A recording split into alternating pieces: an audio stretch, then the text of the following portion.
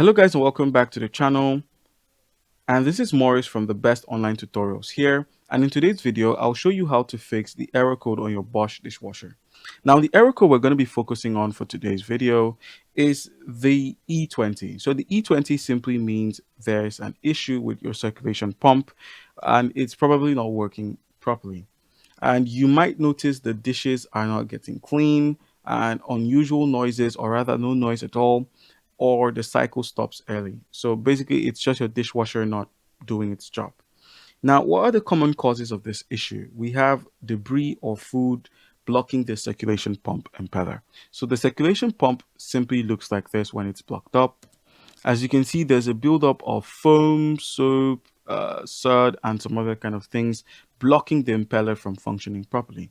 And now, a clogged filter or sump area would actually affect the flow of water.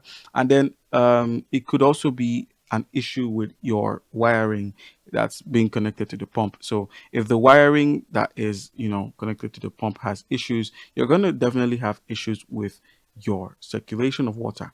And then another thing, or another common cause, is a faulty circulation pump itself. So if the circulation pump itself is faulty, then you're going to need to have it changed, or you might have to perform a manual repair, like just cleaning it out and retesting it again. All right, so what are the fixes you can try for this issue? Most E20 errors are fixed by just cleaning. So all you need to do is unplug your dishwasher from electricity and then simply bail out any standing water. It simply looks like this, but all you need to do is simply remove the water and make sure this impeller is clean, make sure the flow of water is constant into it, and then you could restart your dishwasher. Now, uh, unplug the dishwasher, bail out any standing water, remove the lower basket, twist out the filter system, rinse it thoroughly, and then check the pump and sump area underneath and remove any debris that's covering this impeller, and then make sure you're wearing gloves and make sure it spins freely once you're done reassembling it.